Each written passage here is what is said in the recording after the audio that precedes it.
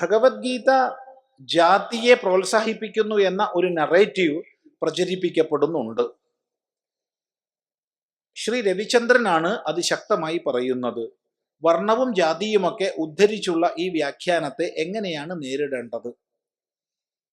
നമ്മൾ മനസ്സിലാക്കേണ്ടത്, ശ്രീ രവിചന്ദ്രൻ വളരെ നല്ല യുക്തിഭദ്രമായി ഇന്നത്തെ വർത്തമാനകാലത്ത് സമാജത്തിന് വേണ്ട ഉത്കർഷത്തിനുതകുന്ന ഒരുപാട് ചിന്തകളെ പങ്കുവയ്ക്കുന്ന ഒരു വലിയ ചിന്തകൻ തന്നെയാണ്.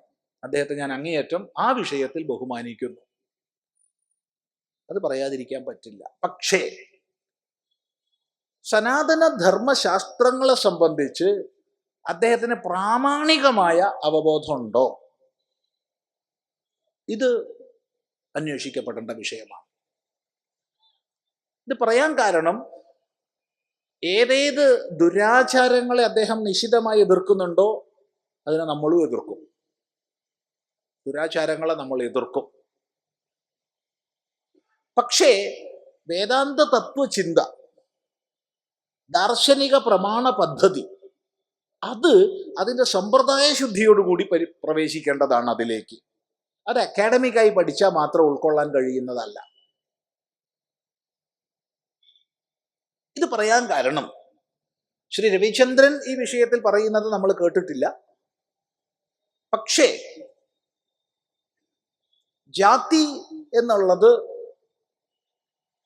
ഗീത മുന്നോട്ടുയർത്തി കാണിക്കുന്നുണ്ട് എന്ന് പലരും പ്രസംഗിക്കുന്നുണ്ട്. അത്യബദ്ധമാണ്.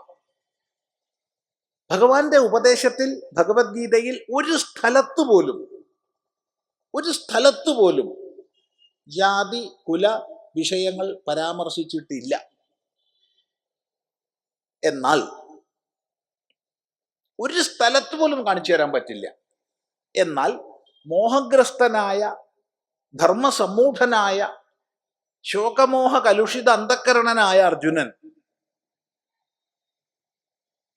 ജാതിധർമാഹ കുലധർമാഹ ഇത്യാദി പദങ്ങൾ പ്രയോഗിച്ചിട്ടുണ്ട്.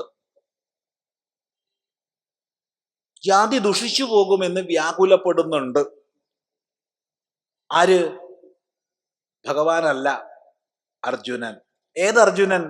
ഗീത കേൾക്കുന്നതിന് മുമ്പുള്ള അർജുനൻ.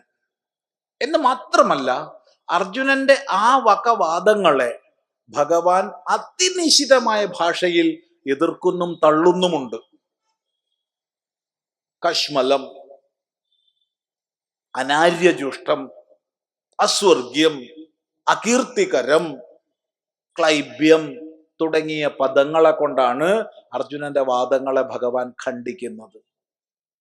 ഇപ്പൊ ഭഗവാന് സമ്മതമല്ലാത്ത ആശയങ്ങളെ അർജുനൻ പറഞ്ഞ കൂട്ടത്തിലാണ് ജാതി വരുന്നത്. ഭഗവത് വാക്യത്തിൽ ഒരിടത്ത് പോലും ജാതി പരാമർശമോ ജാതിയെ ഊട്ടിയുറപ്പിക്കുന്നതോ പ്രോത്സാഹിപ്പിക്കുന്നതോ ആയ ഒരു വാക്യം കാണിച്ചു തരാൻ ലോകത്തിൽ ആർക്കും സാധ്യമല്ല. ഒരിടത്ത് പോലും ഇല്ല. ഇത് വസ്തുതയാണ്. ഈ വിഷയത്തെ സംബന്ധിച്ച് ബഹുമാന്യനായ ശ്രീ സനൽ ഇടമറുകുമായിട്ട് നമ്മുടെ ഒരു വാദമുണ്ടായിരുന്നു. മണിക്കൂറുകളോളം നീണ്ടതായിരുന്നു. അതിൽ ഈ ആശയം വ്യക്തമായി നമ്മൾ അവതരിപ്പിച്ചിട്ടുണ്ട്. അത് യൂട്യൂബിൽ ലഭ്യവുമാണ്. അവർ വളരെ സത്യസന്ധമായി അത് എഡിറ്റ് ചെയ്ത് കട്ട് ചെയ്ത് ഒന്നും കളയാതെ ആ സംവാദം അതേപോലെ യൂട്യൂബിൽ ഒരു ബൗദ്ധികമായ സത്യസന്ധത പാലിച്ചുകൊണ്ട് അവർ അപ്ലോഡ് ചെയ്തിട്ടുണ്ട്. അത് സാന്ദർഭികമായി പറയുന്നു.